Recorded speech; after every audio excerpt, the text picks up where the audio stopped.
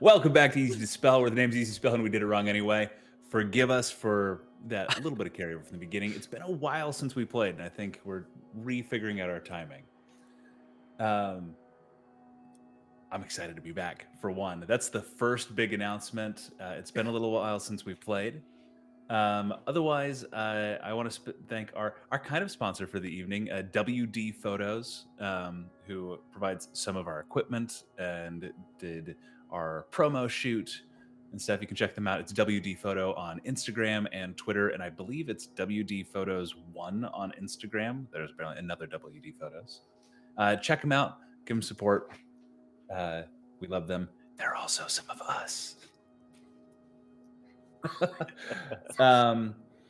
I think, do we have other announcements? Anything? Anybody got cool stuff going on? We can check out Forgiven Truth on his Twitch. He's a member of our channel. There's a bunch of stuff. Don't forget to self-promote, guys. Oh, and then beyond the fact that we do the D&D thing on the Sundays, there's also the streaming other games on the Thursdays? On the Thursdays. I know days. Which we are, for Halloween, doing primarily spooky games, having a lot of fun with the new Phasmophobia update, and learning that we can set custom rules. Yes. And if you follow us on social, there should be a video coming out shortly. It's just a short clip of one of the funniest moments we've had. So be sure to follow us on all the socials. Oh, man. Yeah. Follow our socials as well. That's another big one. Easy to Spell on everything with 2 L's, because, again, it's easy to spell and we did it wrong anyway. We like to say it was on purpose because it's a funny joke. Beyond that, our last session ended with the confrontation of Sparrow and Balin Halfhands, the gnomish artificers, seeming terrorist plot against the city of Avarice, which the party went back, mentioned to Sparrow, who said he would explain everything, led you into his hidden lair or library and workshop beneath the storefront of the Sparrow's Nest. Given that Av4r1n was temporarily out of service, given a mysterious crystal that he oh so wisely inserted into his own chest and connected to his power supply. Sparrow had excused himself for a moment to go get an important tool, something that was going to be necessary to repair Av4r1n and restore him to full functionality. At which point the door locked, and through an arcane intercom of some sort, likely a magic mouth or something similar, he explained that he's sorry. He had hoped to eventually let you in on what his plans were, but at this point, it was too early in your relationship. He couldn't trust you, and the doors began to close. Party sprang into action with Av4r1n unconscious, unfortunately. Doman moving to try to bash open the entrance to the room that you had come in, while Sai and Yashta moved to the vents to find a different method of escaping this crushing trap. Angel went and attempted to awaken Av4r1n, in which she was successful. He set about creating a makeshift immovable rod from the materials in Sparrow's shop, buying time so that everybody could escape. Sai, making it out of the vents first, confronted Sparrow, and it was as things escalated to combat, Sai kicking Sparrow into his own portable hole that he had been shoving things from his shop up above into. He realized the error as the world tore, as Sparrow's bag of holding entered the portable hole, which everybody knows is a big no-no if you've been in the D&D space for a while. This is the point. Unfortunately, we were off for so long. We had to convene very briefly offline to give us a chance to kind of prepare and see what was going to happen. As this happened, we went into bullet time, I like to say. Av4r1n rushed forward to Sai's aid to attempt to contain the blast, he activated an emergency protocol, overloading all of his systems in an effort to contain this. Yashta stepping away as quickly as she could to escape the blast. I believe Angel was the one that tackled Doman back down into the room they had just escaped in an effort to get away from the blast. The three of you. No, sorry. Oh yes. And Angel then tackled, and then Doman rolled us into the room. Yeah. Rolled you into the room. Leaving Sai and Av4r1n and Sparrow is the only three within the not fully contained planar rupturing, we'll say. What Lucy will inevitably refer to as a planar hemorrhoid.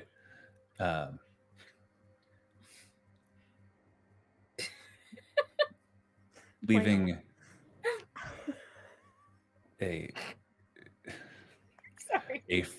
what was contained down to just a 5-foot radius sphere in the sparrow's nest, the dust settling where there is nothing. Now, Yasha is the only one that can see this at the moment. It all settles. We instead cut to Sai and Av4r1n, floating in space, an infinite cosmos stretching out before you. Pieces of what you wouldn't necessarily expect from anything you may have previously heard or read of the Astral Sea. Rubble. You see a piece of a building kind of slowly float by, rotating. Scorch marks and burns. Old. Kind of floats through. A large, what you originally... Well, we'll say a large piece of rubble kind of moving in your general direction at a distance. We entered in with the two of you in this expanse. With Sparrow, unconscious, damaged by the rupturing of worn equipment being the cause of this.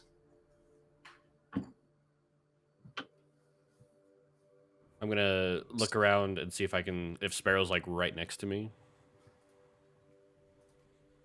Yeah, you guys are all kind of in that same, you're all within 5 feet of each other. You're in the bubble. I'm going to grab Sparrow and pull him close to me, not seeing that he's unconscious, and just shake him. What did you do? As you shake him, you kind of see his face turns, and the feathers have been like ripped free from one side of his face. The skin exposed underneath. His head kind of rolls back and forth. Shit. Abby Av4r1n is going to reach out. And at this point, if you look over at him, you can actually see like heat waves coming off of his body. And he reaches over to Sparrow, and he's going to cast Cure Wounds. And at the same time, he is going to say, "This is why you don't divide by 0." And oh, that is the wrong piece here. Sorry. Okay, well, he heals 5 points of damage.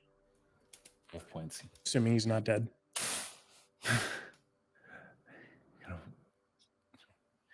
And looks. Oh, this isn't good.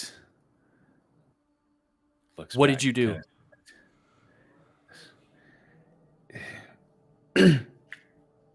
It's a little less what I did and a little bit more what we did. You really should be more careful about putting anything in a portable hole unless you're really sure what it is comprised of or has on it. Little like specks of blood float out in front of him as he coughs. My recommendation is if we can cease hostilities for the moment and find our way out of this. Is it just the two of you? Look around. Yes. Make sure. Yeah. I contained the blast. It was just us. I don't really understand how you do something like that. Okay. I don't know much about the Astral Sea. Not many do. Not many have gone here and come back, not since the Divine Wars. Okay. There's got to be a way back. Let me think. And he reaches up and just started, and as he like touches the side of his face that is feather free, just fucking delightful. You find us a way out of here, or I end it for real. I have little doubt that you will, but as it is right now, we're going to be much more used to each other alive than dead. So, you can kill me once we're home.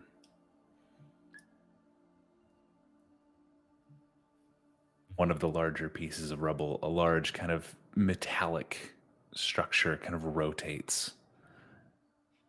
And it looks as though you had seen the bottom of a ship.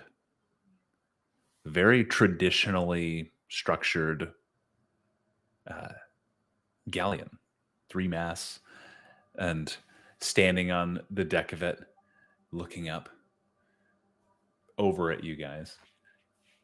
An Earth Genasi, however you want to say it. Well, this is odd. Stowaways, or castaways, I should say. I don't suppose you'd be in need of a lift at this point.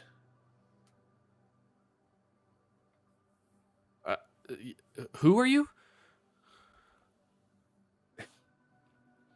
Captain Hyatt Crawford, captain of the little charity, of which you seem to be in need of. We can introduce ourselves in a moment. Polly, how about you retrieve our guests? Right away, Captain. I will toss a line out towards them. Slowly floats out towards you. I grab it. We'll assume Av4r1n kind of tucks Sparrow under one arm, grabs onto the other side. Captain Hyatt and approaches Polly and begins to kind of assist you hauling them towards the ship. As you come close, Polly, would you like to describe the figure that they see standing before them? Sure. They see about a 2.5 foot tall Kenku, but if they're familiar with Kenkus, he doesn't have any black feathering on him. He has reds and yellows and blues and all sorts of bright plumage. He's covered in leather coating and bright baubles and a belt that's made of little gold squares inlaid with gems and just all sorts of finery and bright stuff. He has little, not talismans, but trinkets that hang off of one bracer, reminiscent of what you might see in like Aztec artifacts. And he just looks very done up and very upstanding. And standing next to him, the previously mentioned Captain Hyatt Crawford is a large 6'4", so a bit shorter than your friend Doman, but 6'4", broad-shouldered Earth Genasi. He's got 2 cutlasses at his side. No armor, but he has kind of a loose pants that tuck into kind of tight-fitting boots. A loose shirt that is kind of not unbuttoned, but like slit down to the mid-chest. You see tattoos that look like they've been carved into the stony flesh. Different like tribal markings, and you see kind of like a bowsprit of a ship poking from underneath where the collar is. He has missing, like off at the forearm, his arm seems to have been severed and affixed to it kind of a very rudimentary mechanical hand with 3 fingers that kind of twitch intermittently. Multiple sashes and pieces of brightly colored cloth wrapped about his kind of rotund waist. A large man. Welcome. If we could be so kind as to make your acquaintances as well. I'm Sai. I don't know where the fuck I am. You must be new here then. Well, welcome aboard. This is likely to be your home for the foreseeable and unforeseeable future.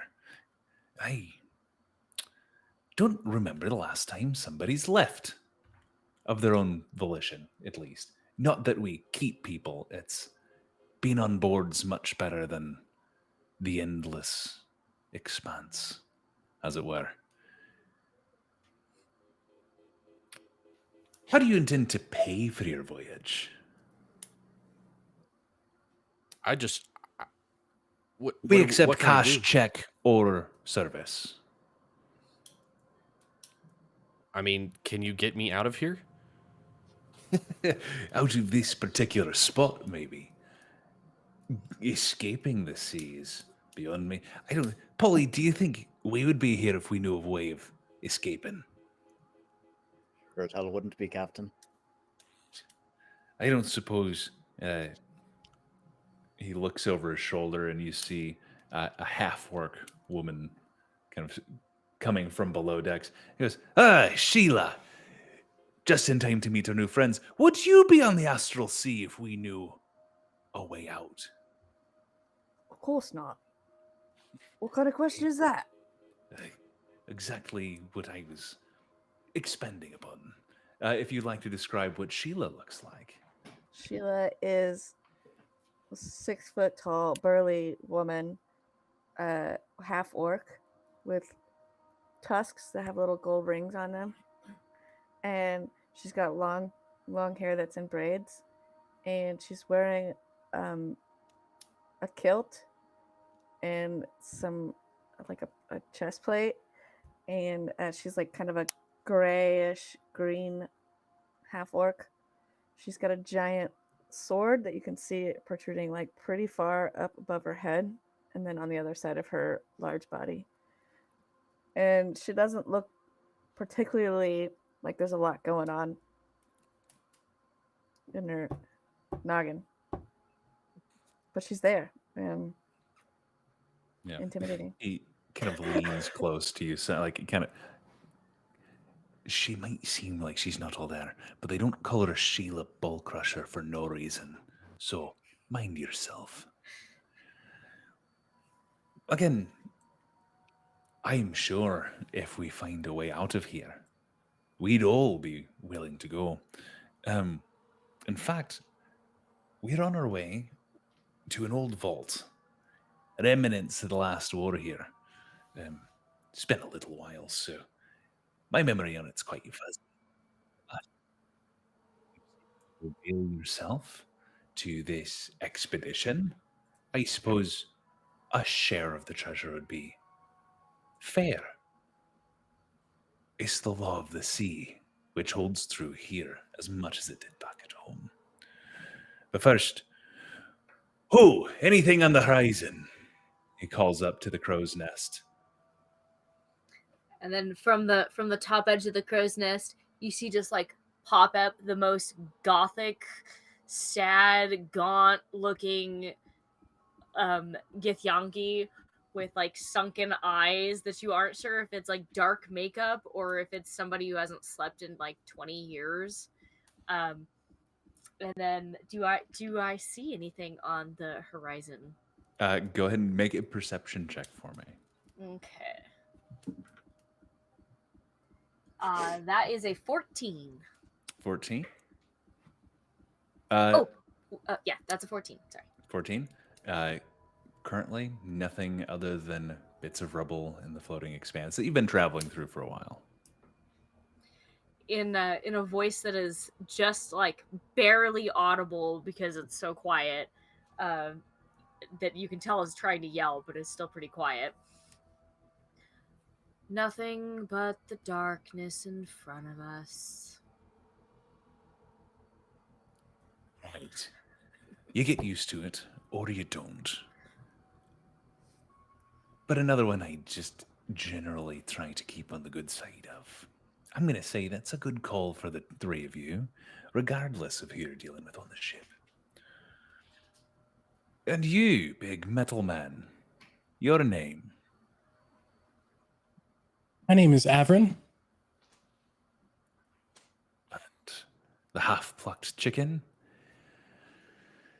Right, Sparrow, at your service. I don't suppose that before we avail our skills to you, we might get someplace to rest, something to eat, maybe. It's been a long day, I think, for all parties. He kind of looks at Sai. I think that that's fair enough. I'll let you discuss how you'd like to pay for voyage. Reminder, if you don't pay, somehow, you're free to go. But for now, make yourself at home on the ship. She's a good one. And he leans down, he puts his hand on the deck, and he goes, let's adjust the setting by, and he kind of mutters some directions under his breath, different degrees moving in three-dimensional space. And as he finishes, you feel the ship creak as it slowly turns and rotates. And he pats the deck and goes, thank you, girl. And he stands back up. The bow of the deck of the ship, the wood, I mentioned before that it was kind of a metallic structure, that glistening steel-like surface. It still looks like polished wood. That's like the texture, the grain in the deck. It's wood, but it has that silvery sheen, that metallic feel to it. Anybody that would like to make a history check is welcome to, but anyone, yeah, anybody that would like to. I would say those members of the crew will already know some information that I'll give in a moment. But Terrible. Yeah, I rolled a 4, so it comes out to 13. No, sorry, I'm dumb. 12. 12. No. Okay. And then 11. God. keeps going down. And then Sai, did you roll at all? Okay. So the members of the crew, you are aware that this is a living ship. That's things travel through the Astral Sea based on their intellect. That's their ability to move themselves through the space. And so a traditional ship wouldn't go anywhere. This ship can think and feel and move itself. Something that Sheila, you're particularly appreciative of, given your inability to move on your own, I believe, in this space. Actually, what is your intelligence score? Mine? Yes. 8. 8? Yeah. You are, I think you actually, I don't know that you can actually move in. I think it's below 6. Is below 6? Great. Maybe it's lower she- than that. I don't know. Like she can still I'll walk, have but to she doesn't float specifically around. pull it. There Right? we go. But after Captain Crawford stands, he kind of nods to you and goes, make yourselves at home. And he steps away, leaving you all to make yourselves at home. You are not coming through at all, Lucy. Oh, I was just miming something. Oh, This is really good. okay. That's, yeah. I guess I'll try to take a step forward. Do I move? Yeah, that's walking on the deck. You are able to move normally. Okay, I'll walk around and I'll just stare off into the abyss. As Sai is walking around, looking out into the abyss, can I try and sneak up on him? You absolutely can. That's I'm going to give this an active perception check because if you were like looking around, Sai, you're not necessarily looking to be snuck up on, but Of course. 9. 29. Jesus. Jesus. You Rogues, man. have pretty much fair game to do whatever you would like without his notice. If you touch him or are on his person, you still have to make a sleight of hand check. But Okay. So, who is gonna sneak up right next to him? And if you were to be watching from the perspective of like looking at Sai's face, this little like head with just the eyeballs would pop right up over his shoulders, even though she's taller than him, and just go, "Your fur is soft." And Sai's just gonna react and elbow whatever the fuck is near him. okay, go ahead and make an attack at disadvantage. Let's see. That's a 12. And how do I dodge? What's your armor class? 15. Yeah, I 15. miss. It just misses. We'll say like you've snuck up on enough people that you're familiar with this immediate reaction. And so you just, as soon as you said your fur is soft, you just kind of dropped down lower and his elbow just goes over your head. And you are now face to face with who's in a kind of a deep crouch. Well, who the fuck are you? Yes. What? Who? Yeah, who are you? Me. What is your name? Who is me? I don't. What do you want? Where are you from? Avarice? I don't know that place. What do you mean? It's the only place. Can I have some fur? No. But it's soft.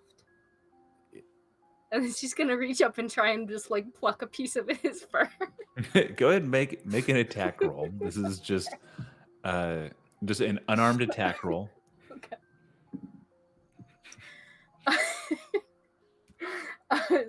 17. That's no pluses or anything to it. That's my armor class. So you just one hair, just pluck it. She's from gonna him. like slink back slowly, like nobody's watching her, and into the shadows. Can she hit Ollie as she backs up? Sparrow at this point has gone like shakes his head at the whole exchange and he sits and he kind of he reaches into like one of the tattered pockets left on his suit and he pulls out like a broken vial. He throws it over the side and going through his pockets and he kind of keeps pulling things out and taking an inventory of what is left of his equipment. Did you guys hear Will, by the way? I did Yeah, not. I heard him. Okay. Well, You might heard have me? to. Yeah, I heard Will. You might have to leave and come back in, Will. He wanted to do something. Oh, yeah, that's He said that can Polly be standing right behind who, and as she like slinks away, she backs up into him. yeah, absolutely. So we'll wait. I till imagine he at this gets point back Polly is used to dealing with who. Yeah. We'll come back. We'll give Will a chance to go out and come back in. Till then, Av4r1n. So initially, Av4r1n's going to look around, take a detailed look at everything. Hey, I can see you now. And I can hear you. And just kind of take everything in. First and foremost is immediately going to try to lock on to any sort of mechanical or technology driven device of any sort. Sees the hand initially, then over to any With the hand specifically, I need you to make a just intelligence check. Not a saving throw. This is just much better. There's a natural 19 for Natural 19. 23. You look at Captain Crawford's hand as he walks away and kind of the rudimentary mechanics of it. And I need you to make a wisdom saving throw. Oh, shit. That's not a good one.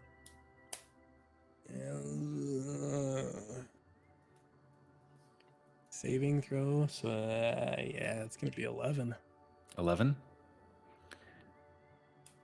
You take 5 points of psychic damage as this memory like clicks into place, and there's a sharp pain in your mind, and you like have this memory slam into you, like it leaves you reeling almost physically. And you remember going over designing prosthetics for soldiers and advancing like how they work, and full replacements for lost limbs, things that work, not just hooks or fully non-reliant on magic. You designed the hand he has attached.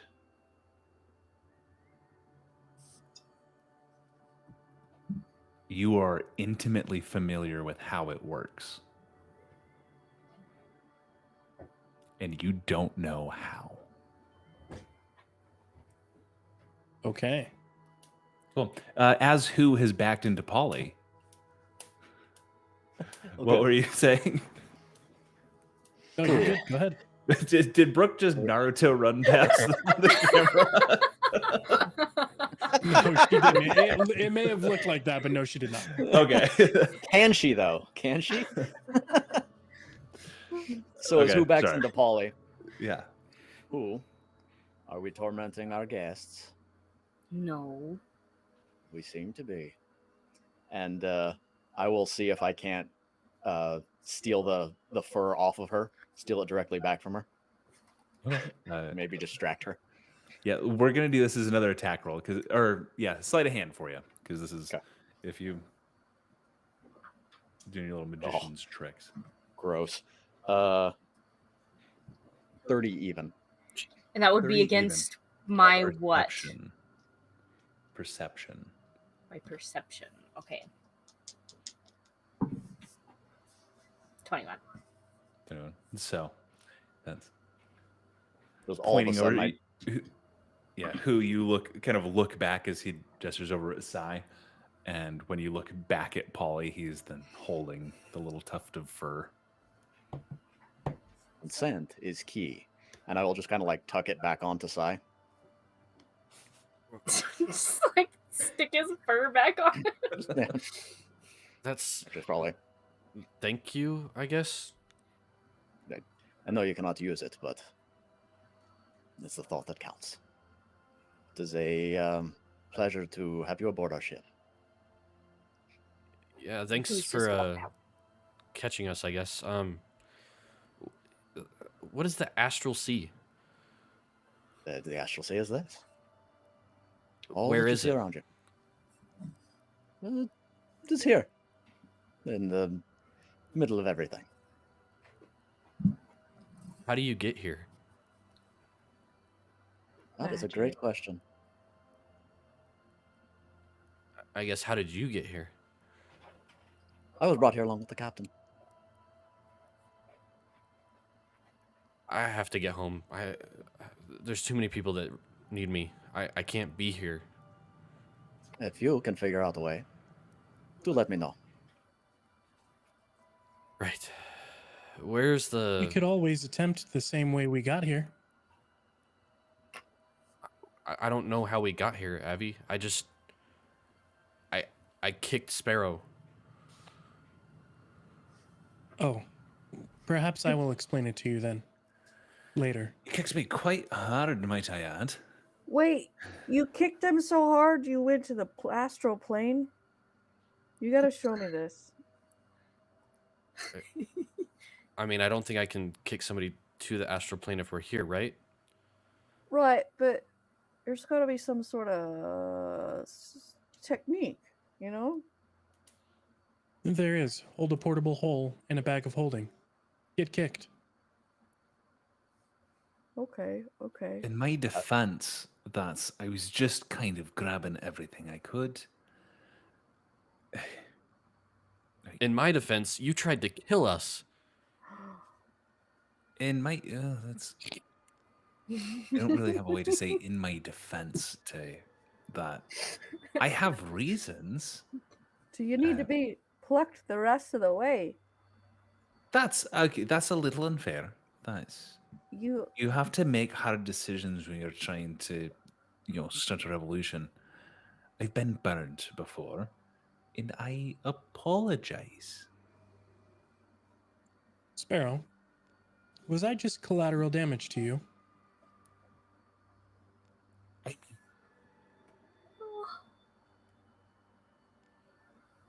At the time, you were. I had to calculate the risk, and the lot of you are too much of a risk.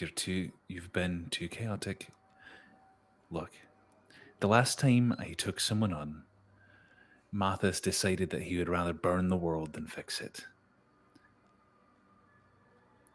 I have to be more careful with who I let in on the plans, and this might not be the time to discuss this. He looks at the pirates that have kind of gathered around you. They know not of Av4r1n. Or avarice. Potentially. And then looks back over at the captain. Who has wandered off. He's kind of on the other side of the ship and isn't paying attention. It is just Polly, Who, and Sheila around you. There are a few others kind of within earshot, a smattering of goblins and elves and tieflings all working side by side. Who has slowly leaned behind Sheila. Does not like to be looked at, so she's always like hiding behind somebody. If we're being honest, Oh, okay. You talk first. I don't think we could give much of a shit about avarice. Right. That's fair. Would you like to know more about avarice? No. Nope. Okay. Oh yeah, sure. Inside check, no. Suffices to say, for now, what I deal in is incredibly dangerous. And I just didn't know if I could trust you. And I'm too far along that if I put trust in you and it failed, me and everything I've been working for would end. Collateral damage isn't necessarily how I would put it, but I had to balance you and yours against me and mine. My construction and their lives were of no matter to your plan. With how far I've come, Avi. And I may have been wrong, but I don't know enough to know that I was. As it stands now, I'd have to make the same decision. At that time, at that place, it was the right call for me to make. I believe your math is out of whack, as they say. I don't know why I said that, but all right, we're going with it. Sai's just going to look at Avi, and as he starts to walk by, he's going to say, he used you as an excuse to get rid of us, and just keep walking and try to find bunks. Okay. So it does not take you long going through. There's not like there's a few private quarters, but they're pretty much allocated to higher ranking members of the crew and the captain. There's like a bunk house with some bunk beds that are open and a few hammocks. You guys can, like, you and Av4r1n can easily get kind of a corner to yourselves with very little privacy, but some. We'll give this to our first mate, if you would be so kind as to roll a d20. D20. How about for a 10? Seems entirely average. For a 10. That's you feel kind of the beginnings of a psychic wind stir up. Something you were familiar with. This is where on the seas you might have changing winds, physical winds that would affect the ship. Here in the Astral Sea, you have psychic winds that affect the self. I need everyone to make a wisdom saving throw. Oh, I will what I'm announce great at. that I hear it, just like booming voice over everything to let people know it's coming. I will say everyone except for Av4r1n and Sai have advantage on this. 7. 7. 14. 7. I need each of you to roll a d100 for me. Anybody that rolls lower than a 10, roll a d100 for me. You said got wisdom, right? 14. I got a 16. 16. 34. 34. 78. 78. Oh, I thought that was the D20 and I got confused. I was like, We have no. Sai, you hear the call out, psychic winds, and you feel it wash over you, and you become immediately terrified. The idea of leaving the bunk area and being back in that exposed ship with that much space around you, not knowing what's out there, where you are, how you got here, how to get home, it is overwhelming, and you are overwhelmed with fear. That's the fun one, because Av4r1n,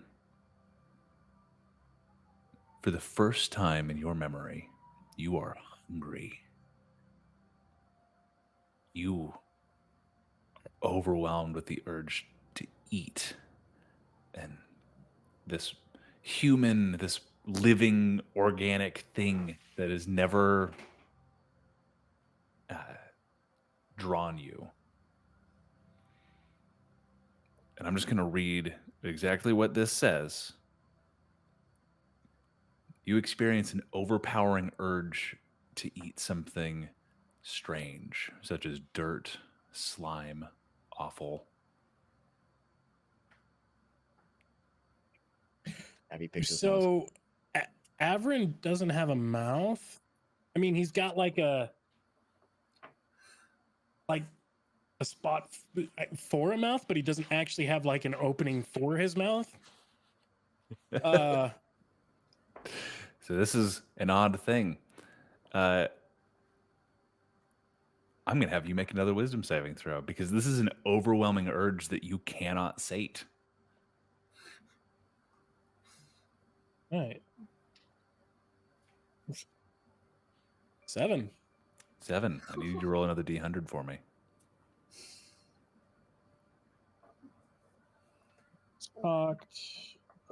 This is a different table. 55. 55. Need you to roll a d10 for me. All right. 3d6s, a d4, and then a d7. 1. 1. There is a large, like a thick coil of rope, like ship rope, like the 2-inch diameter. It's like a 300-foot coil of it. It probably it weighs a ton. There's like 2 feet of that you know will help stave this off. That's okay. And you cut it, and it's right in the middle. So you cut through both sides and just take like 2 feet of this rope in the middle of the spool. Might cause problems later. This is your lucky charm. Okay. If you are more than 30 feet of it, what was it you rolled on the D10? A 1. A 1. A 1? Okay. So it's only 10 hours. So for the rest of the day, if you are outside of 30 feet of this little length of rope, You are on disadvantage on attack rolls, ability checks, and saving throws. You are outside of Okay. if you were more than 30 feet away from this. Fair enough. I just now thought of this. I don't think it really matters, but I also had a bag of holding. It wouldn't have impacted because you didn't. Because I didn't go into the through- portable hole. You did. I just Yeah, went it through the didn't rift. go into the hole. Yeah. Gotcha. I mean, I can detonate it if you'd like. No, Delayed detonation. I don't want to have another Kaya Bauer situation where I have nothing forever. Yeah. Cool. A few minutes go by, and the fear washes away. The Lucky Charm is going to stick around for a little bit. A couple of the other crew members have started babbling, or there was one that began to like attack somebody else that was nearby, but he was quickly restrained.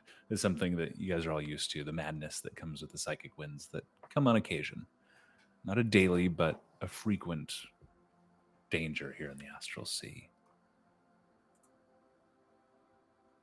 Assuming some time has gone by, you being back on the deck, finally, one of the things that you've been told to watch out for, is spotted on the horizon. A large tower just kind of rotating in space. A large chunk of land beneath it with a mark that you've been told is the symbol of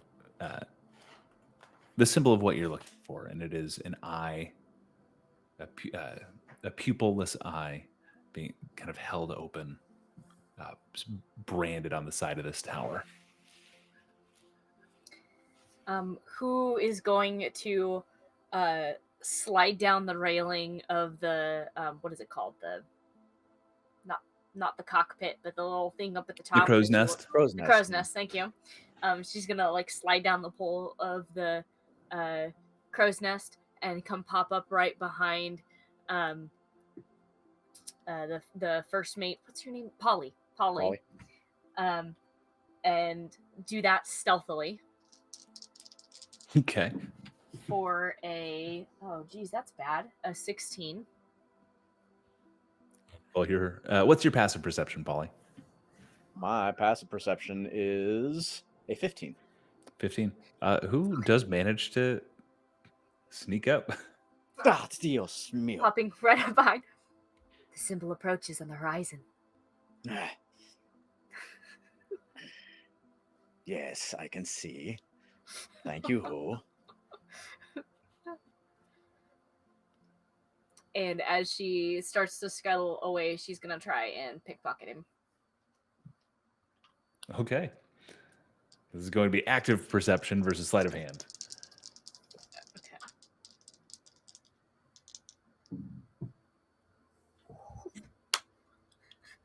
29. 19. Jesus. 18. That's you pickpocket him. Go ahead and roll a D100 for me. D100. Rachel specifically. That is 69. 69. Nice. You with just a deft, quick reach into where you've seen Polly for a long time. And who knows how long, actually? A long time. Who knows? So you know where he keeps his coin pouch. You, with that quick kind of grab, check your hand really quick before pocketing it yourself. 6 platinum and 9 gold. Sweet. 69. So go ahead and remove 69 gold from your total, Polly. Oh. Sheila's gonna come up at that moment and be like, first mate, Polly, I've got your crackers Sheila, that thank you you. wanted. Yes, it's been a while since I've eaten. Thank you. Polly does want this cracker.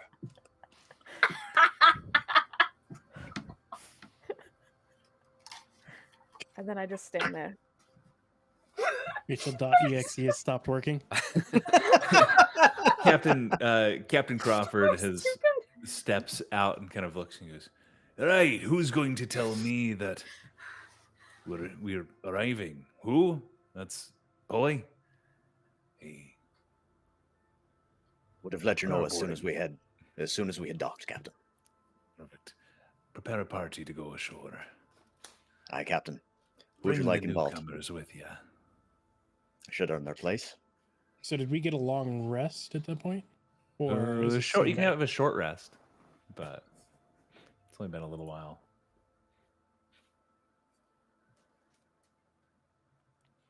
He goes, "The three of you are going to earn your keep." And Sparrow looks at him and goes, actually, if you don't mind, I'd rather pay my way along the voyage." And he holds up a bag. He goes, "I hope this will do it." And he tosses it. I'll just snatch it from him before it can go anywhere and open Yep, it and count that's it first. easy enough. It is gems. There are rubies and sapphires and diamonds. There's about a dozen of them, each of them about the size of your thumbnail. Tie it back up and throw it to the captain. Just, yeah, and he kind of hefts it. Just, "Will it do, Polly?" Aye, Captain, it'll do. "Well, I suppose, Master Sparrow, enjoy your time on the ship. Make sure no harm comes of it to you, as best we can. Right, you lot seem to be gathered up already, so I think the five of you go in the tower. There's a book I need. In the book is directions. Last I heard, and I paid a great deal of money for this information, it is instructions to get to a vault. Back when the Celestials and Mortals warred here. Who knows? It might. He looks to Av4r1n and say, "In the vault might be a way home, but otherwise, if not, enough treasure that we can all live out our days in the Astral Sea as rich men and powerful men and women, and otherwise. It's fine. Do what? Who didn't do anything, Oh, darling? Give me the book." He looks at Polly. "Polly, you give me the book. Aye, Captain. Keep an eye on our other guest. He pays well, but I don't trust him for shit." Does the book have a name? Or do we know what it looks like? Like, there's lots of books out there. The book should have that same mark on it. He points at the eye. As far as the name, I'm not sure the title, but it's black cover. That symbol engraved in silver on the front. And from my understanding is when you see it, you'll know it's the right one. Careful in there. It's guarded. The keeper of secrets always played with those close to the chest. The hand kind of snaps shut a few times. Whatever's in there is old, bound to the place. If you just grab the book and run, I imagine it can't follow. I hope. Try not to bring anything back to the ship if you can manage. But I thought you want us to bring the book back. you'll definitely bring the book back. But I mean, like, if you have to throw the book on to the deck and then stay, like, Captain never Sacrifice leaves. ourselves. Okay. Yes, sacrifice yourselves for the cause. All right. You know how oh, it is. hmm. Polly, make sure you come back. Too much trouble to train a new first mate. Who will Anything manage else, to lose Captain? herself, I'm sure. Anything else, Captain? Leans in close. Just keep an eye on the newcomers. Working them out still. See if we can trust them. And if they make a good part of the crew. Test their skills. Scapegoat otherwise. Alright, I'm gonna get back to my nap. I turned to everybody Good to be else. with ya. Off with you, scurvy dogs! Sunder up to the edge. I see no dogs. Going to be a I had difficult onion. task. Avi, come Off on. we go, you lot. SP4RK is not here. Oh. We'll get him back, Abby. So sad. He's with Lady Featherweight. And I guess Popping, I'll try to step off the ship. I am making sure that I know the rules. We're going to say you have, for every +1, you have a base speed of 10 feet. For every +1 modifier, you can move an additional 5 feet of movement on your intelligence. So if you have an intelligence of +2, you can move 20 feet, unless you are touching a solid surface, in which case you can move normally. But just So is that 20 more feet or 20 total feet? if you have like a with the +2, it's 20 total feet. So it's 10 feet of movement base plus 5 feet per 1 modifier. Plus And 5 yes, feet, that okay. applies negative. So Okay. Sheila, you can move 5 feet without assistance. I'm gonna take a running leap. Like Just vault moves myself Super off. fast and then You- just gets into the air and then just stops. Just like mud. I like probably forward, like I'm gonna belly flop eventually. So I Who will- imagine Forward. compared to Who will- everyone else, I'm just Yeah, what's everybody's intelligence I don't know. modifiers here? 1. Negative. I've got a one. +1. 3. 4. So we got 30 feet. We've got 25 feet. Sai? 1. So 15. 1. So 15 feet. 15 feet. 5 feet. So am I 35 then? Is it a multiple 30. of 5? Oh, I'm 30 flat?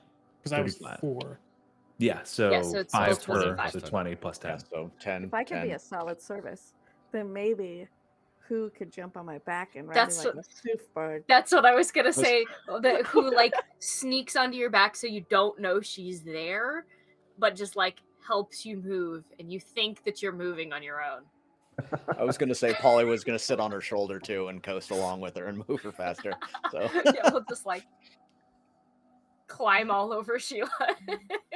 I'm doing it. I'm doing it. Captain. yes, you're And- doing great. The ship stopped moving probably about 100 feet away, just to avoid crashing into anything. There are smaller bits of rubble, things kind of just moving around this space. Y'all start slowly moving forward. So on that note, Sai has no idea how to move in that Astral Sea. Like, he's just walking.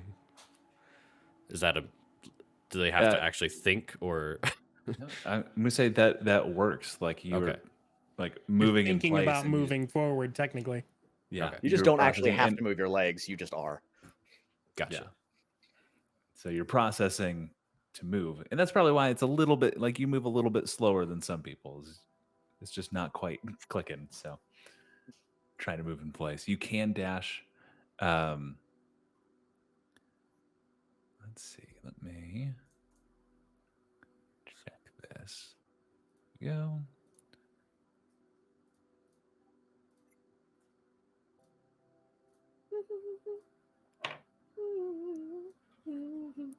Start moving forward. I need. There we go. Perception checks from everyone.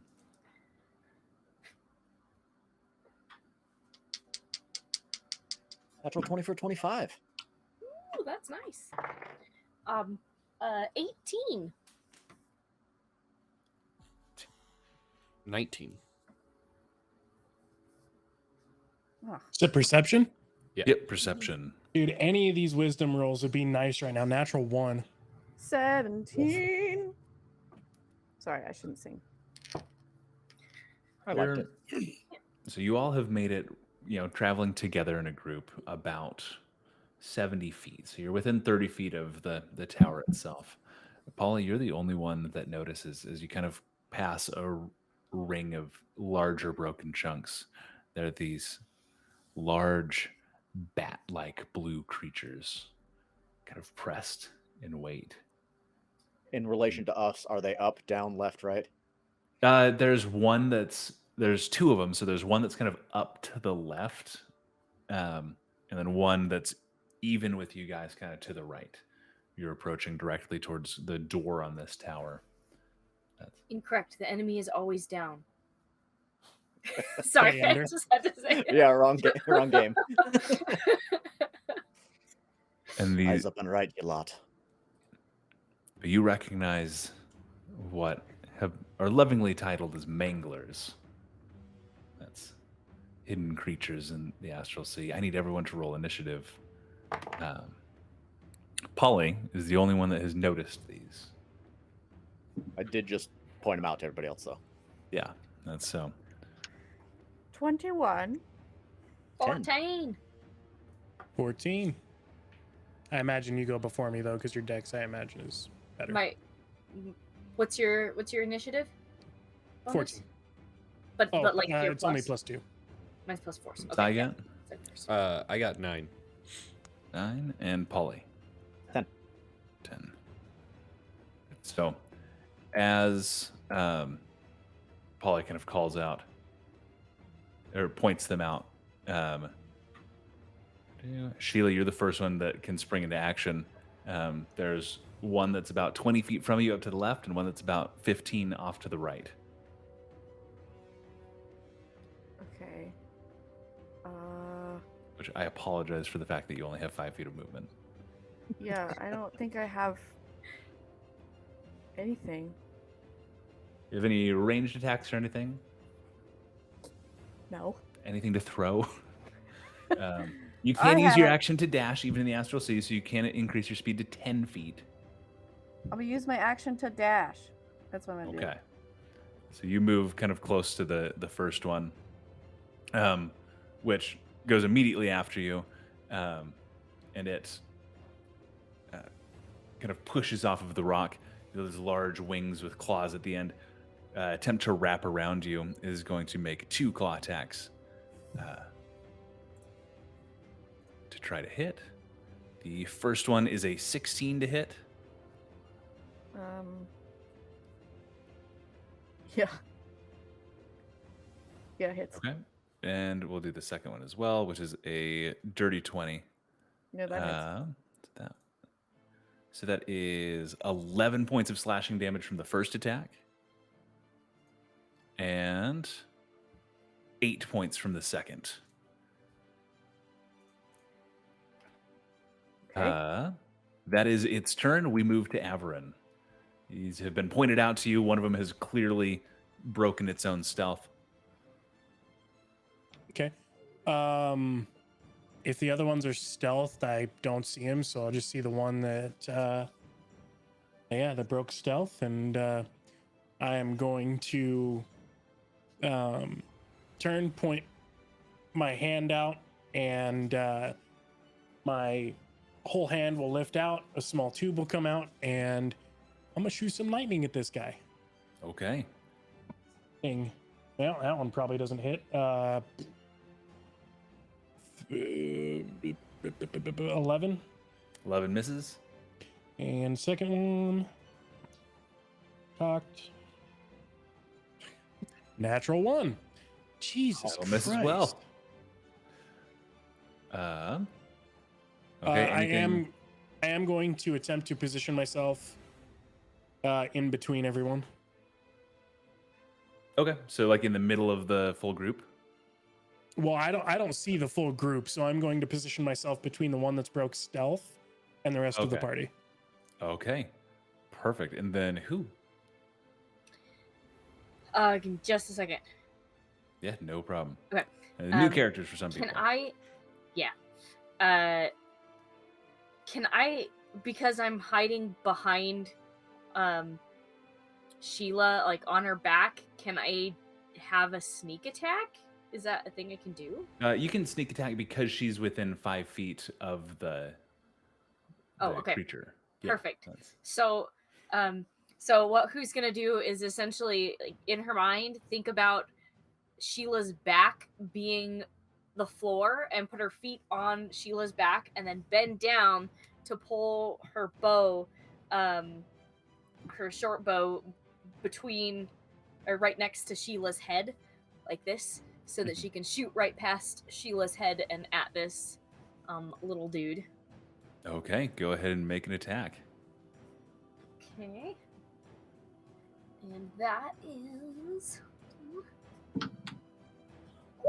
19 plus 7 is 26. 26 to That hit. absolutely hits, yeah. Okay. 6 plus that. Holy fuck. Okay, that's 18 plus 4 is 22 damage. 22 points of damage. The arrow thuds, carrying through one of the wings of this thing, kind of bluish green blood flowing out and just kind of floating off like little astronaut droplets. Anything else? Is who doing anything else? Nope. Okay. The second one, launching itself off of the rock and flapping forward, is going to move.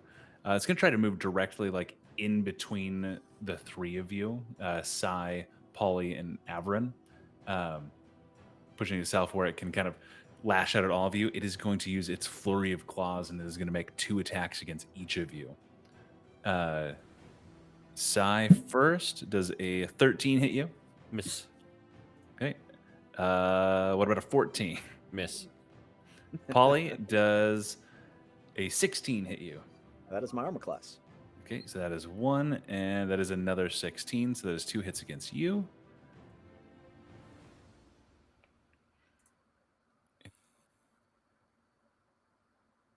A total of 11 points of slashing damage. It's 6 from the first one, 5 from the second, and then Av4r1n, we've got 2 attacks against you, which is a 15, which isn't going to do shit to you, and a dirty 20.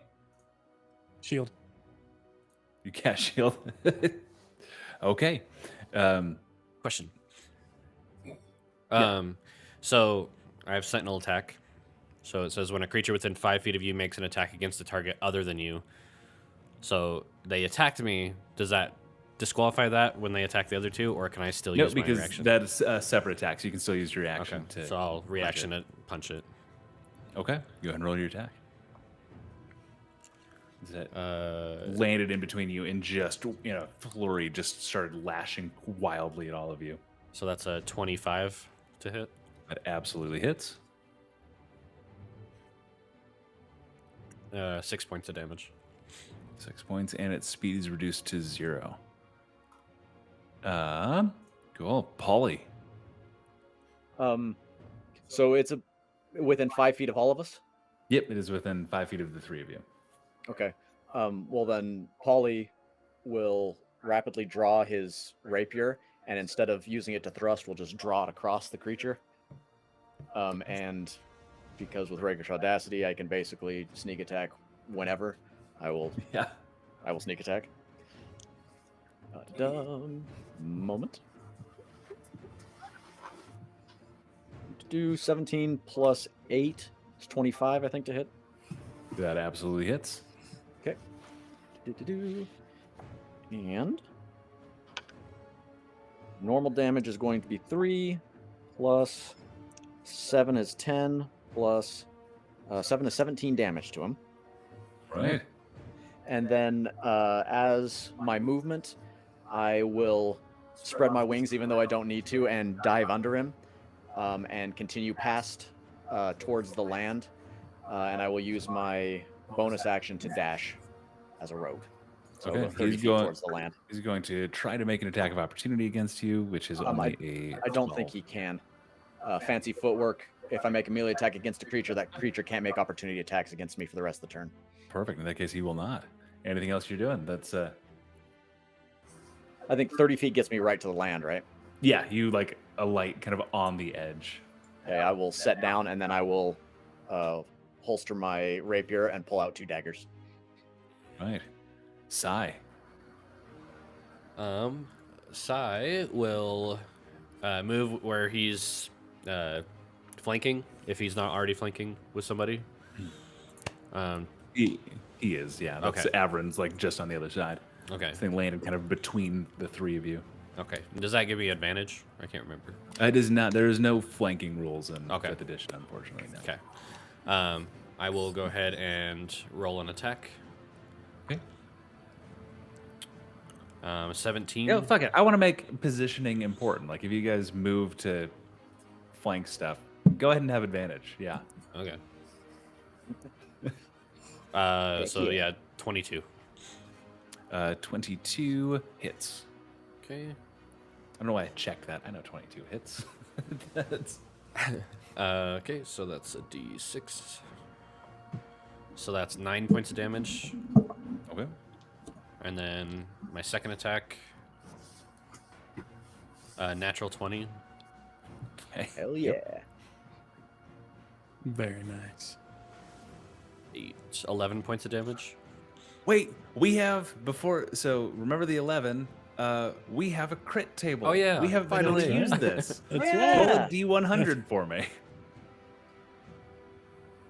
What? Glad you remembered that. 94. 94. That's you deal normal amount of damage, but the target is also stunned for the next round. Oh, sweet. I don't have to use Stunning Until Strike. until the end of your next turn. It is stunned for a full round. Okay. So that was 11 points of damage.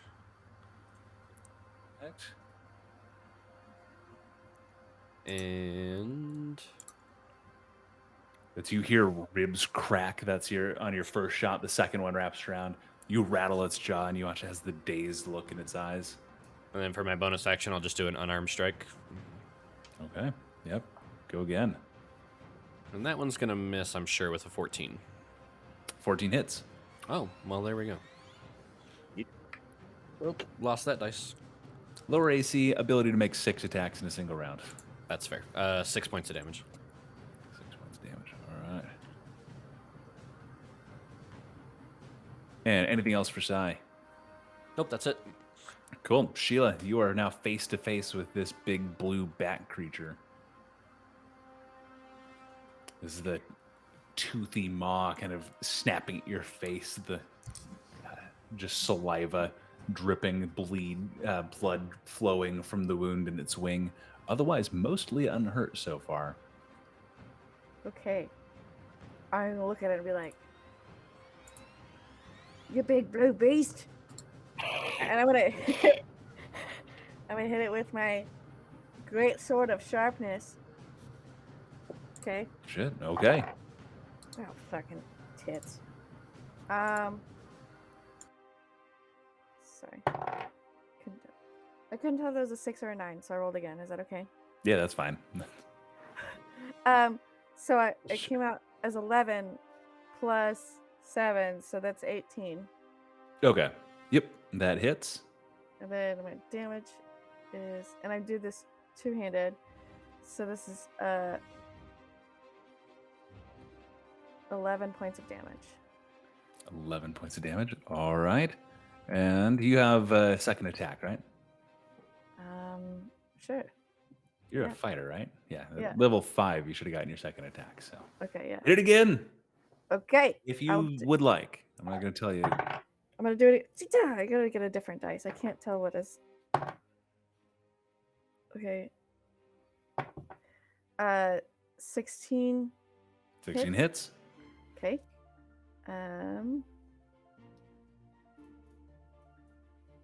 I do 10 points of slashing damage. Slashing damage. That's you cut through one of the wings is like fully cut down the middle. It has a large slash across its chest from your second swing, coming back up, scattering this kind of bluish green blood off, which immediately like slows down, so it almost looks like it's gone into slow motion.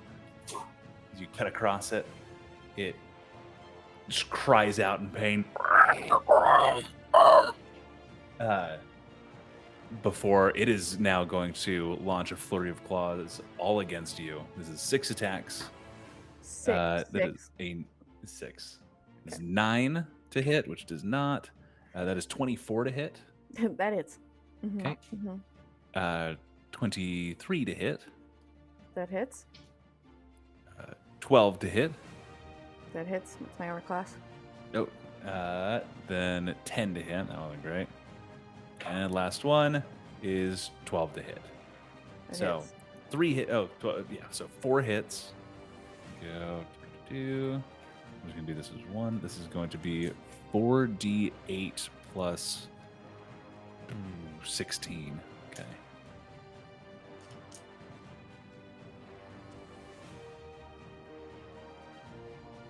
$13, 14, 20, 36 points of damage as it just like dragging claws against his chest. It is close to death itself. This is the like feral last act of a dying animal. I'm like, what the? And that's my turn. Okay, are you still conscious? Yeah, I'm still conscious. Okay, making sure you're a fighter. You probably have a fuckload of hit points. I don't know. I'm worried, but it is like burrowing into your chest and shoulders. Av4r1n, that is the end of the Mangler's turn. Okay.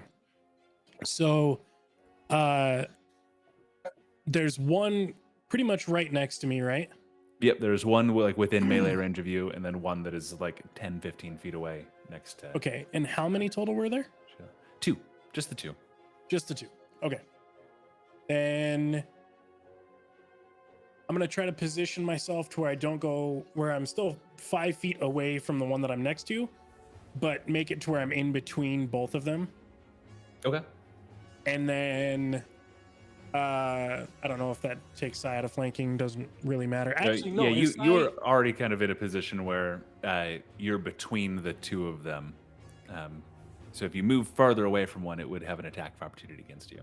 Gotcha. Yeah. Okay. And then shit, I don't have a lot of touch stuff. All right. Going for the good touch, the bad touch. I got one good touch, and I don't think I have any bad touches. So, All Avi's touches are good. Oh, it's not a chill touch, which isn't a touch. It's ranged, that one's weird. and it's not cold damage. It's Anywho, yeah, he's just gonna do the same thing. Except, so if I'm within 5 feet, do I get disadvantage because it's technically ranged? My thing is it's technically my armor. It's classified as a ranged attack.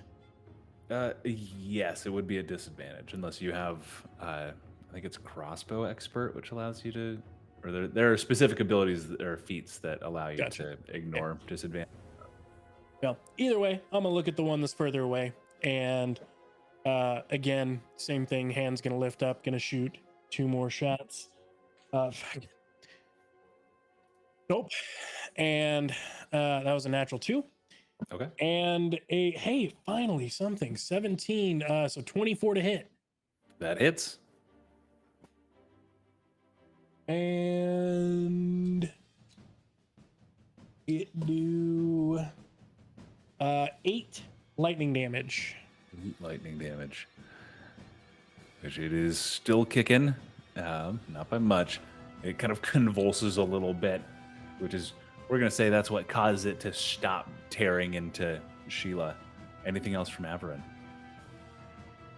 I don't think so. Okay. Who's next? Who's on mute? Sorry. Who is going to move Sheila away from this thing using her own movement and her dash as well? So that would be, if I've got 25, that's 50. Okay, yeah. And 50 feet of movement. 50 feet closer to the tower and away from our bat buddy. It makes a kind of a slash at Sheila as she's pulled out of range using its reaction, but it does miss with a natural 3. I flip it off. Land at the base of the tower. You said? Perfect. Well, head towards the tower. I don't know if we're close enough to be at the base. Oh yeah, no, you're within 30 feet, so you alight kind of next to Polly. Perfect. In that case, we go to the next Mangler, who, let's see, does not recharge its flurry of claws, and it's stunned anyway. So, and it is still stunned. Polly. I will call out to those still in the air. Newbies, perhaps you would like to join us? And I will underhand a dagger at the nearest Mangler. Yeah, which the nearest one is the one that is currently flanked by the stunned one, flanked by Sai and Av4r1n. So you do have advantage. It is still stunned. Okay. But it's more than 20 feet away, right? Yeah, that one's about 30 feet away. So just negates. So that would be an even roll. So here's a question: is if I have disadvantage and advantage, I don't have either, and I can use my Correct. rack So you still capacity can have to sneak you can attack. still have sneak attack. Yeah. Okay. So I will make a sneak attack with the dagger against him. Do an 11 and 8 is 19, That hits. and D4, not a D8.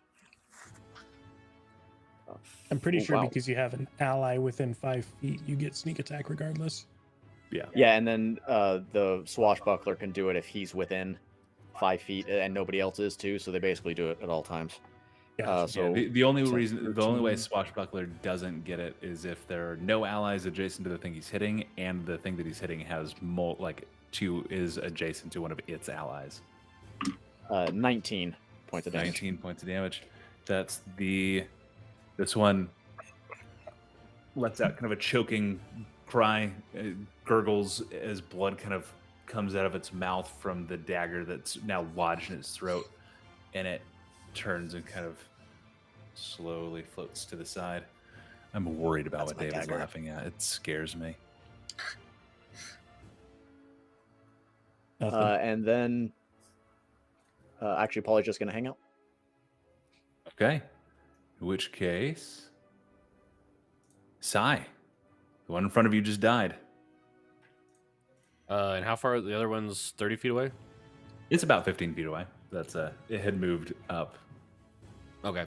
I guess I'll run.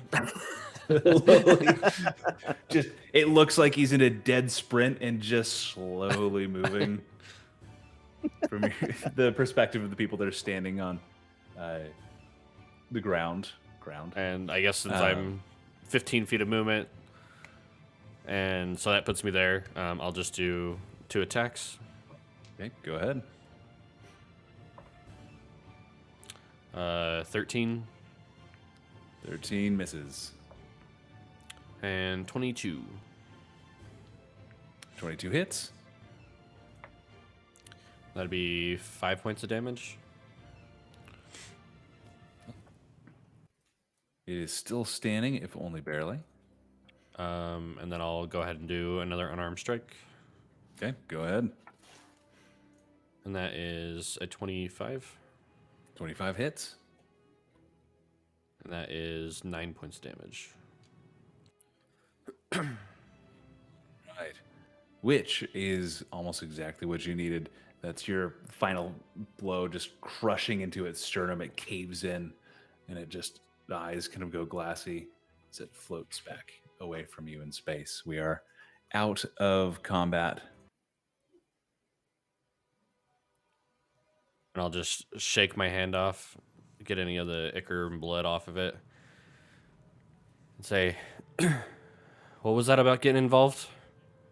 Where's this tower?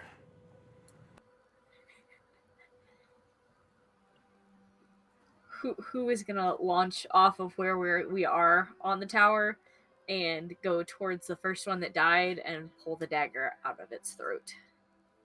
Easy enough to do. Over Polly's dagger. And then come back. I didn't mean to get involved. I'll hold out my hand. I found it. I'll put it where the sun don't shine. Give it back.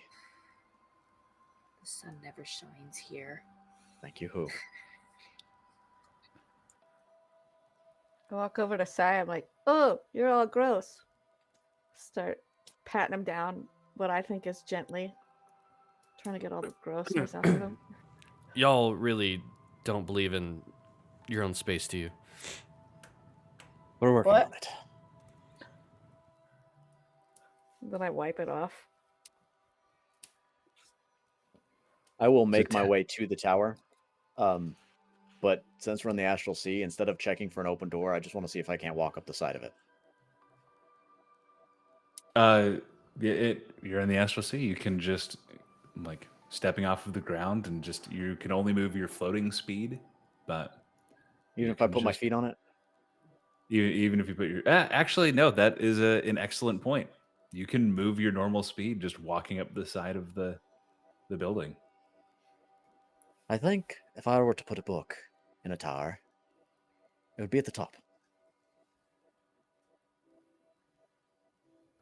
But Following your but lead. if The tower is about 50 feet tall. You would guess, based on Av4r1n's incredible mathematical talents, that it's probably about 30 feet in diameter. There's a large door kind of at the base where you all begin kind of walking up the side of the tower. The large image of the eye emblazoned on the side. No apparent windows where you're at, but who's all going up the side? I'll go up. Sheila. All right. Everybody kind of walks up. You crest the top of the battlements, and Crested. there's not a lot. There's like an old chair that looks like it hasn't been used in a while, just kind of leaning against. You see a trapdoor at the top, a wooden like watchtower door. Like a trapdoor style, right? Yeah, trapdoor. Just it's closed. Kind of almost exactly what you would expect. I'd like to see if any hazards will befall us if I open this trapdoor. Go ahead and check. That's going to be either investigation or perception. Can I check for traps? Yeah, that's investigation or perception. Oh yeah, Dur. I'm new. Da-da. Oh, that's not so good. 4. 4. It seems like a pretty normal trapdoor. That's I you open kind of inspect. You don't notice any glyphs or wires. I was trying to assist him, but I was on mute, so I apologize. Oh, but if he's okay. if He's you're okay. if you're assisting him, he can make that roll with advantage. Oh, that's better. How about a 15? 15. You kind of reach for the handle, and who coming out from behind your shoulder, pointing at something.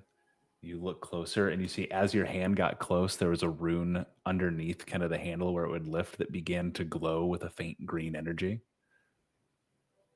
Ah, very good, Who. I'll just set it right back down. Can I try and disarm it? You can. That's let's go. Do you have thieves' tools? This would be a thieves' tools check. Perfect. I do. Roll with them.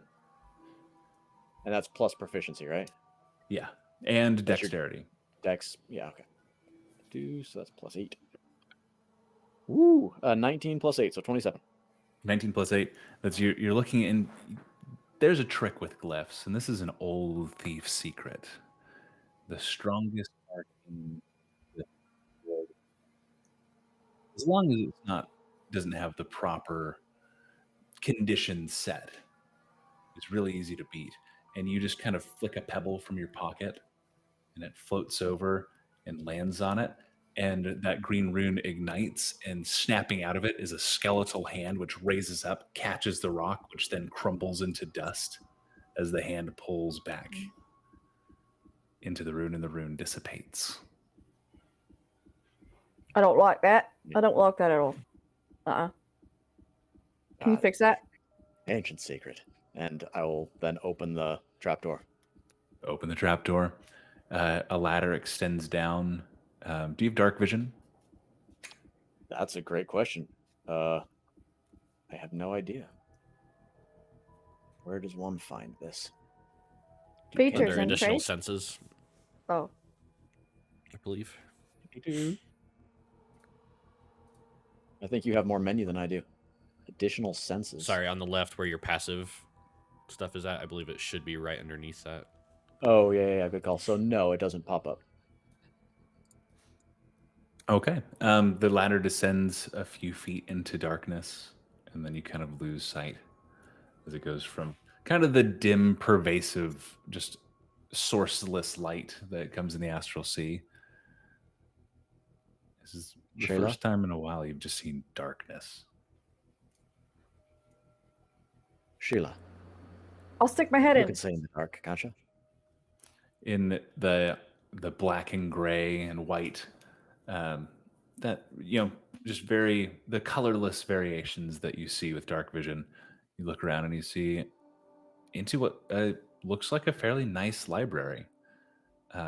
Books kind of line the shelves. There's a few display cases in the center, and you see a spiral staircase winding down below. I'm gonna go in. There's a library. Sheila begins climbing down. You make it. It's probably 15 feet from the top to the bottom, and once you get to the bottom of the ladder and step off, lights begin to torches light kind of along the edge, illuminating the space, and you see they begin to light down along the spiral staircase. I have my hand on my sword. I'm just like, That's all that happens. That's color kind of fills your vision, that moment to adjust to the now well-lit room. There is no dust on the shelves. Books undisturbed, but also unravaged by however long they've been here. And that's it so far. You're muted. mute. Mitchell. Who is muted? Gosh, dang it. Okay. Who's gonna pop up behind Avrin's shoulder and say, "We're looking for a needle in a haystack." So, much like an owl, Avrin's head's going to turn almost fully around and go, "Oh, hello."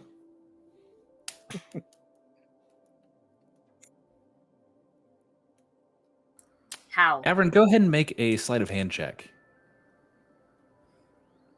What's your passive perception? Oh, my passive perception is 16. 16? That wasn't bad, actually. What is my sleight of hand?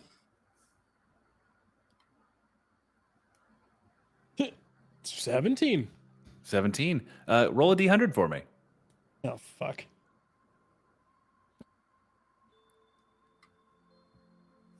$79.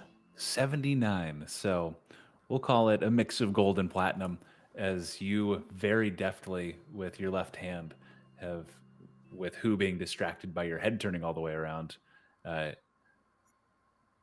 reach into her pocket and swipe a bunch of just a handful of money and move it back so you're kind of holding it in front of you. I know why Oh, I did yeah. that, No, but I you know don't know exactly. why I did that. Yeah. And it takes you a moment to kind of realize what you did and that you're holding a handful of money.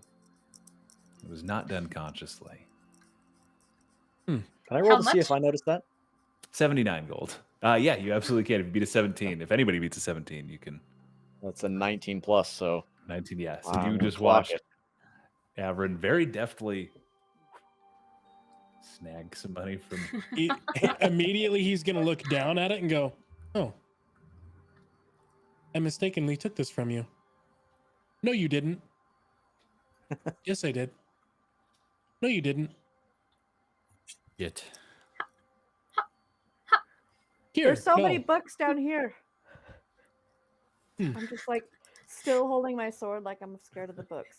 "I'm sorry." "No, I'm not." Who looks broken and reaches out to grab the money? Avrin's going to let you take it. Avrin but- holds it out. Avrin's other hand, as you kind of reach over, closes over the top of it. I will find a way to give this back to you. "No, I won't." Why do you take my happiness? I'll let them I'm figure not this trying out. to take your happiness. Can I investigate for the book? You can. Go ahead Describe. and make an investigation check. I am just rolling 6s and 9s, and I don't know what they are. Neither one is high enough. I'm gonna say because you have a -1. We'll say you rolled the 9. We'll give you the higher. So with an 8, does Sheila know how to read? No. You start just stacking books. Well, no, you have a description. You weren't given a word or a title. You were given an icon, but you were one by one pulling books off the shelf and looking at them, double checking to make sure it's not what you're looking for, and then putting it back on. If you could read, Sheila, you are pulling out. There's like the Journal of Orcus, the demon lord of undeath, and you're like, putting it back. You have ancient manuscripts for powerful spells that you're just kind of like going through, tossing to the side. Of course, here Av4r1n is having a debate with himself. I guess by this time I would have gone down into the room as well and started seeing all the books. I'm gonna look like I'm looking for the eye, but instead I want to look for anything that has to do with crest or material plane, astral plane, just trying to find a way back home. Okay, go ahead and make an investigation check. No, that's not gonna do it. That's like less than 10, so 4 actually. There we go. Okay. Very similarly, like there's some things that just incomprehensible, like arcane script that you just really don't know what to do with. We'll just to speed this along, Av4r1n, there is a point where you are able to lift one hand up with the hand outspread, and who you are able to quickly regather the gold that he's taken. That's better. No, it's not. You're muted. You're muted. You're muted. You're muted. Snoo is going. Snoo is going Snoo. to. Who is going Multiple to personalities in more than one around character. away from Av4r1n and try and find like a dark corner to make sure she has counted out all of her money. You are just on the roof of the tower. I think Sheila and Sai are the only two that have descended into it. So there's not really a dark corner. You're in an exposed space. Okay. But you can tuck yourself off Darkest to is the down in side. town. Can I drop into the tower and try and like hide behind a bookcase or something? Oh yeah, like that? easily enough. You don't even have to use the ladder. Because it's still astral. You can still float. Run down. You find kind of a space on top of one of the bookshelves that's still kind of occluded from the torchlight. Begin counting. It's all there. Holly will gesture to Abby to go into the trapdoor as well, Okay. and then I'll follow Thank him you, in and yeah. close it behind us. Um, Everyone to make perception or investigation checks. If you're just looking for the key book, if there's anything else you're looking for, let me know. Can I go Perfect. again? Yes, you can roll. No, you and Sai rolled low enough. So I'd also like. Go ahead. Oh, I was gonna say I did a 24, and he will eventually look for the book that we're looking for. But now it's more basically the same thing Sai looked for. Anything particularly about gods, he is going to throw in his bag. And then anything that seems to stand out to him, as well as, the other things. With a 24, you find a couple things, a couple books that were very similar to the kinds of things that Sparrow would have had in his library. Books of prayer and hymns. A couple. There's one historical text, and you also find 2 scrolls, which you're not fully clear on the spells inscribed. They're higher level, but they do have celestial like notations. These are divine scrolls, which as an arcane caster you are familiar with. That is odd that there are divine spells on it, like of this magnitude that aren't just prayers, deific gifts to their champions. These are arcane activated divine spells. Polly, what did I pointed at you on my screen like you can see me pointing at you? Polly, what did you roll?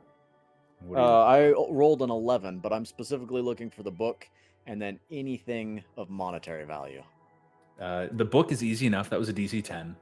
That the two people that were here first did not Didn't find. look for it. Yeah. It is in a case in the center of the room, and it is very clearly Spotlight under. yeah, like one of glass. the lights that lit up like is a beam down on it. DC 10 to find it. It has very like the rose from Beauty and the Beast, that glass protective dome over it. Yeah. Like to see. And if then I any can of these lift books them. have monetary value. You're in a library of the Keeper of Secrets. Like this is all pretty valuable. Okay, I'm not real about knowledge or secrets, but anything that looks extra valuable, I'll just stuff in. So maybe like The- 4 or 5 books or something. The gold leafed books, anything with the expensive filigree. I will say, and I bought it because I meant to tell this to David. One of the books you find is a description of powerful items and artifacts that were being kept by different kingdoms and mortals, which with a 24, I'm just going to give to you likely a few of like the powerful items would have been kept here, given that this was a battleground where war was being raged on the Celestials. Powerful items would likely have been kept around here. The one that stands out is an item that specifically talks about its ability to travel interplanar. This is the Satchel of the Valley. Okay. Which is given like a brief physical description. It's a detailed, like a leather satchel, like a bag, very much like a bag of holding, but the intricate gold work and the rare metals and gems that are used in when it was crafted kind of make it very obvious what it looks like. Okay.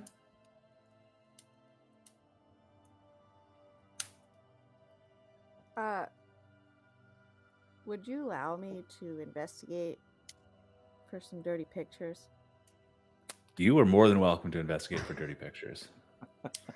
The Keeper of the Secrets. Do not use the die that you don't know if it's a 6 or a 9, which is apparently loaded to only roll 6s and 9s.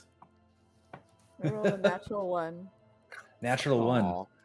You do in fact find a book of what are, you can only really think are dirty pictures. You've heard of like people that are into like aberration tentacles and things like that. And this one doesn't show any of the actual acts of penetration or anything.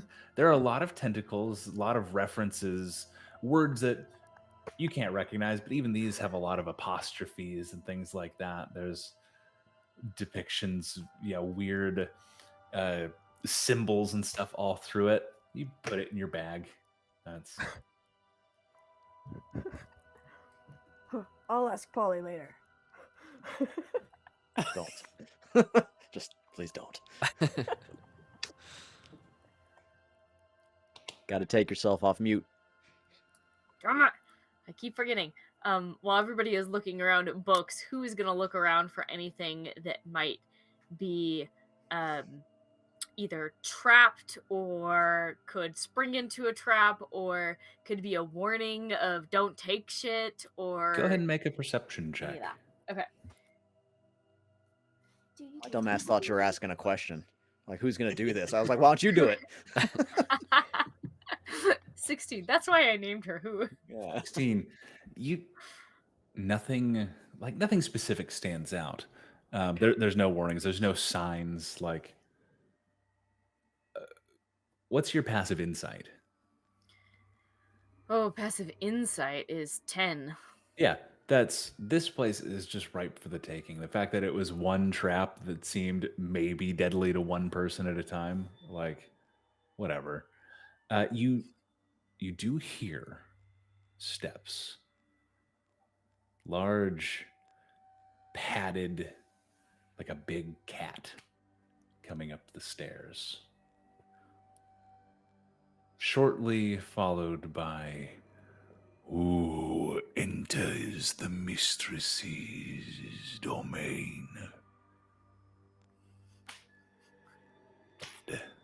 Thud. AV4R1N. Oh God. Polly's gonna lift the glass case, snatch the book, and then dart for shadows. Okay. Go ahead and make a stealth check. Anybody that's hiding. I will hide.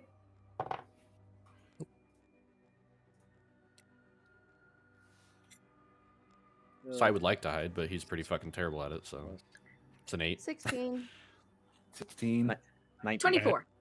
24, 19. Avren's not hiding at all. Just standing out in the open. Announced Okay. himself, so.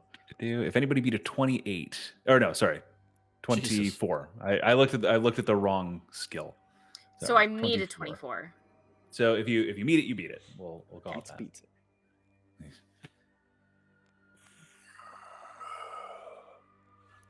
And you see a large lion face. All right, apologies. Yeah, a lion's face. Massive, though. Walking up the stair, rounding the corner, and it turns, and it immediately locks eyes on Av4r1n, and then looks to everyone except who kind of looks. Interesting. It sits at the top of the stairs. Be ye thieves or seekers of knowledge? Seekers of knowledge. Interesting. This should be simple for you then. You, metal man. Time existed before me, but can only begin after my creation. What am I? So let me just rephrase this. Time existed before me. And then what was the last bit? But history can only begin after my creation.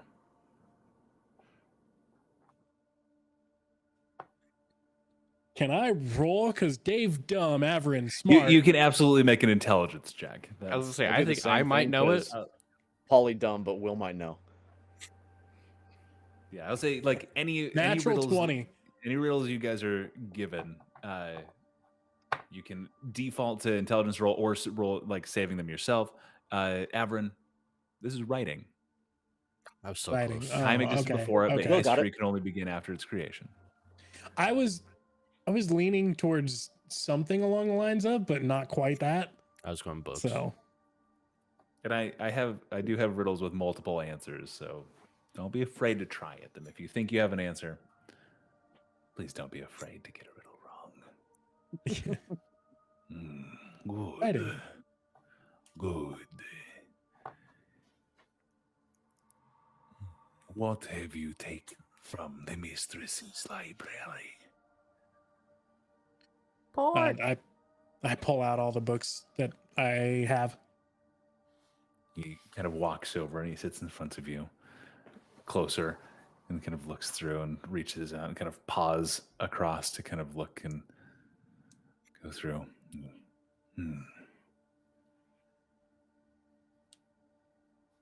Looks back at you. You have reasons for that which you are seeking these, yes? Yes. Good. You can go. You, and he looks over at Polly. Uh-oh.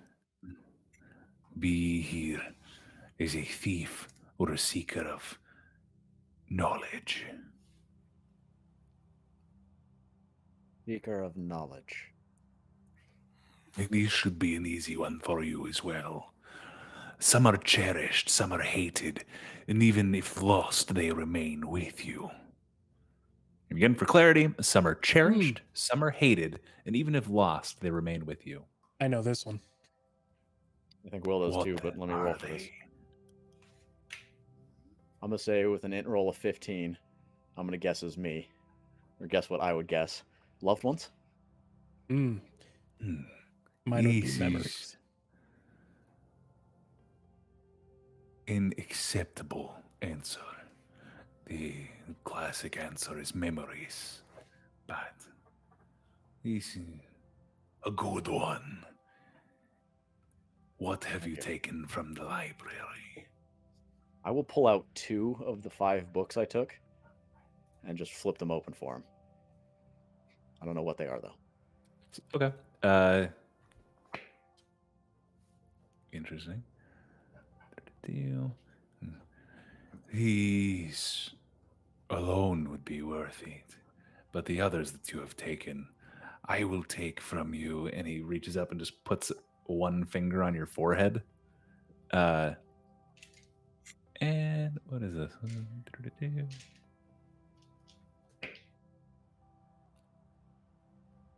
That should do. And for the first time, you feel yourself age somewhat. A little gray creeps into your feathers.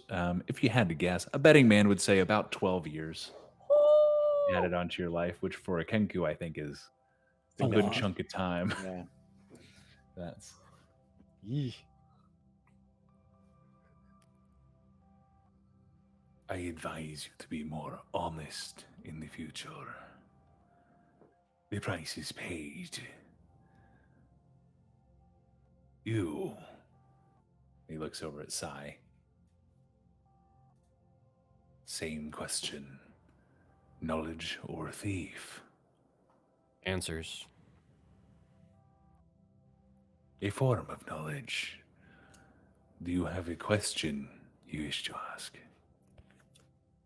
How do I get back to my home? Your home. Where might it be?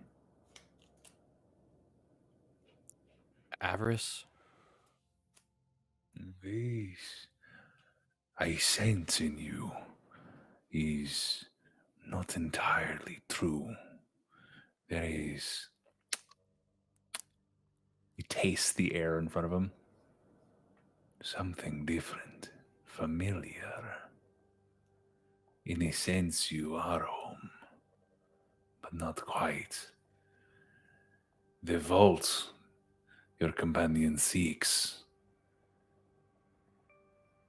I believe that holds the answers you seek. A riddle I need not ask, but if you have one to offer me, perhaps a boon I may offer you.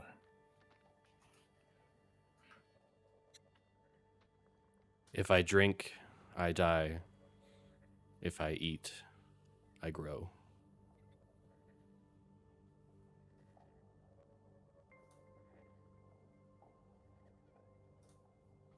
It's funny. I actually just saw Huh. that one. Mm-hmm. Me as a DM am dumb. The Sphinx, though, is a Real not dumb. dirty 20. What is the answer? Fire. Fire. Fire. An elemental question. A classic. I like this. A small boon I offer to you. Beyond the way home, which is beyond my power. What might I offer you? Oh, shit.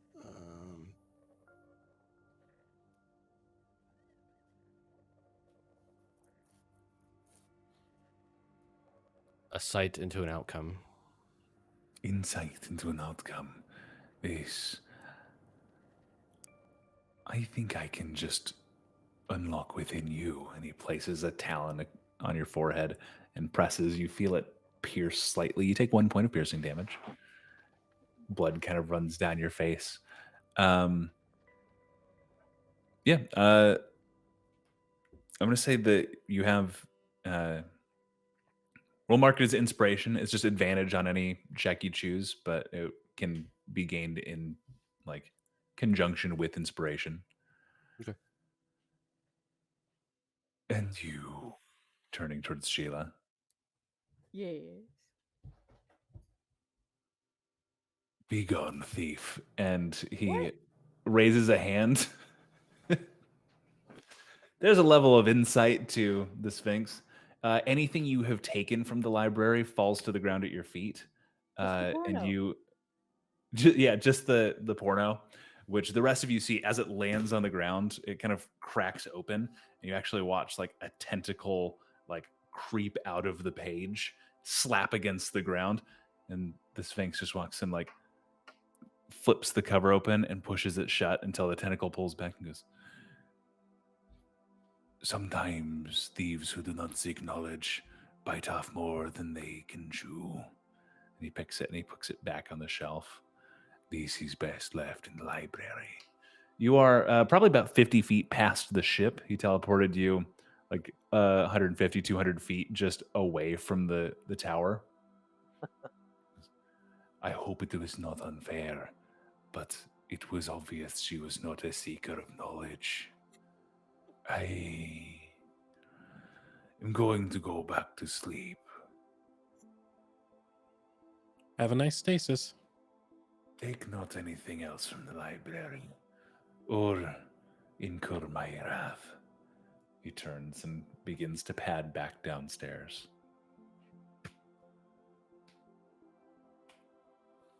Sai? Leaving you, Oh. the four of you alone in the library.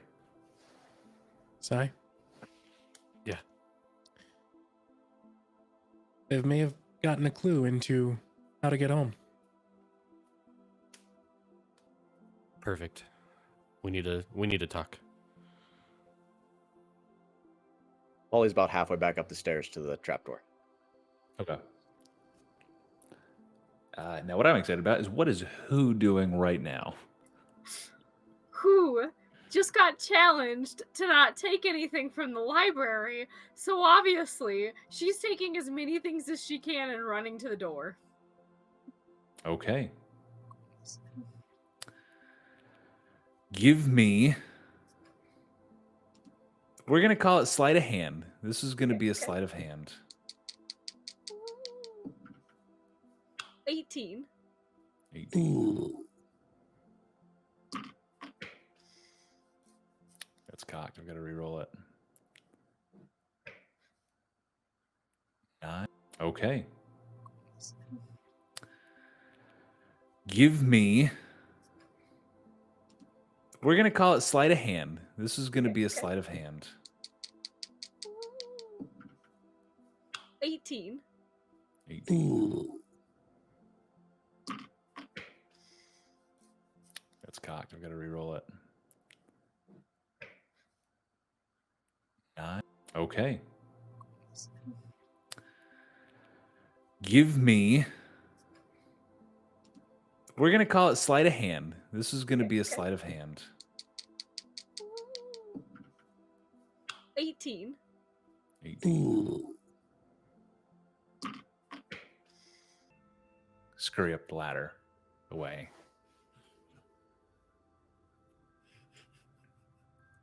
Perfect. Yeah, I Sai guess- and Av4r1n, you're left the two of you in the library.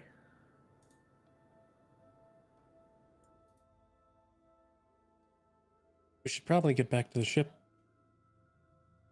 Yeah. Stay close. I don't trust these guys. We'll head up. And then I will help Sai move a little faster than what he normally would on our way back to our ship. You know, you don't have to kick your legs. What? What do you mean? Just think about where you want to go. But how do I move then? Just think? Think that you want to move forward. Sai thinks about moving forward. And he moves forward at the exact same speed as when he was trying to run. This is awesome. And as you make it back to the ship and a light on the deck, I think we're going to call it there. It's our usual and about our usual ending time. I had a lot of fun. I hope you're enjoying the pirates, the chaos crew, at least temporarily, until any surviving members might make it back to join the Surviving members. Oh God. if it's actually possible. Who knows? It's D&D. Y'all might fuck it up. Thank you so much for watching us, and we will see you on a Thursday for video games and next Sunday for more D&D. Y'all have a great night. Bye.